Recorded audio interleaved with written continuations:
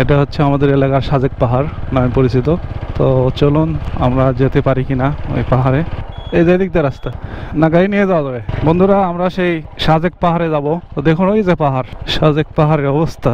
তো সাজেক পাহাড়ের রাস্তাটা নেই বললি চলে। এইদিকে দেখুন একদম সাজেক পাহাড়। তো আমরা সাজেক পাহাড়ে চলে আসলাম। তো দেখি পাহাড়ে ওঠা যায় কিনা। তো চলে আসলাম পাহাড়ে আর কি। তো একটা গাছ আছে আর কি। কি হচ্ছে ভাই এখানে? এই গাছ আগে থেকে ছিল নাকি এমনিতেই? হ্যাঁ, এই গাছটা যে কবে কে আর এটা কে বলতো? অনেক আগে থেকে আছে না? তাও এক কত 100 বছর 200 বছর এরকম হবে কি, বুঝতে পারছি। এটা মূলত একটা দ্বীপ বলে। আমাদের আরেকটা বাইকার আসতেছে, খুব সুন্দর আসলো। এটা সাজেক পাহাড়, এটা হচ্ছে তেঁতুল গাছ আমার এই পাশে, আর এই পাশে হচ্ছে একটা বট গাছ, অনেক উঁচু। আমার উজ্জ্বল ভাই ভিডিও তৈরি করে দিচ্ছে। তো দেখতে পেলাম এটা হচ্ছে নিম গাছ, আর এটা হচ্ছে বট গাছ। বট গাছের পাতা নেই বললেই চলে, ডালগুলো কাটা হয়েছে। আর এটা হচ্ছে তেঁতুল।